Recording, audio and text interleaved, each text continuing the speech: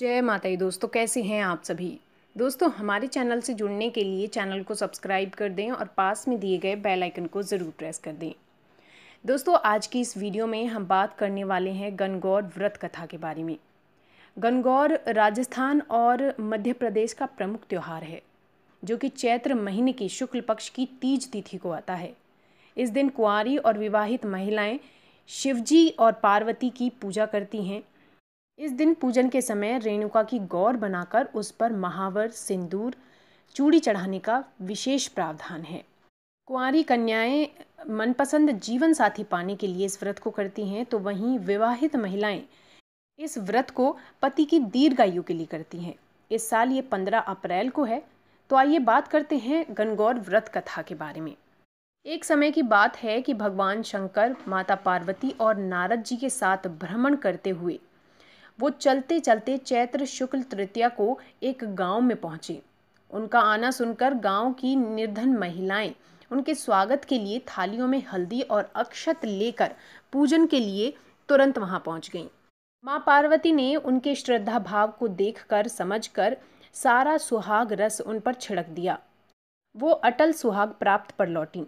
थोड़ी देर बाद धनी वर्ग की स्त्रियां अनेक प्रकार के पकवान सोने चांदी के थालों में सजाकर 16 श्रृंगार करके शिव और पार्वती के सामने पहुंची।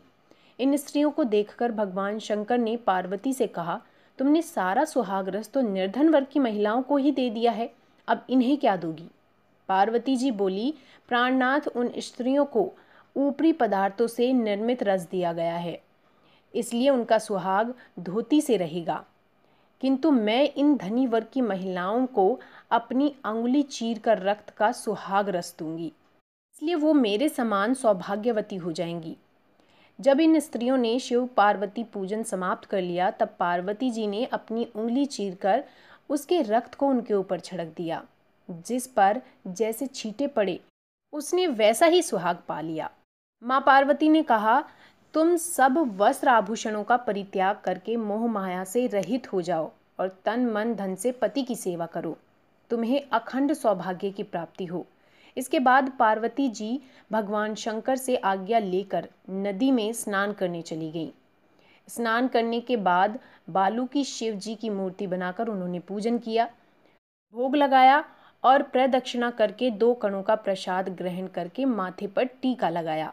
उसी समय उस पार्थिव लिंग से शिव जी प्रकट हुए और पार्वती को वरदान दिया, आज के दिन जो स्त्री मेरा पूजन और तुम्हारा व्रत करेगी, उसका पति चिरंजीवी रहेगा और मोक्ष को प्राप्त होगा।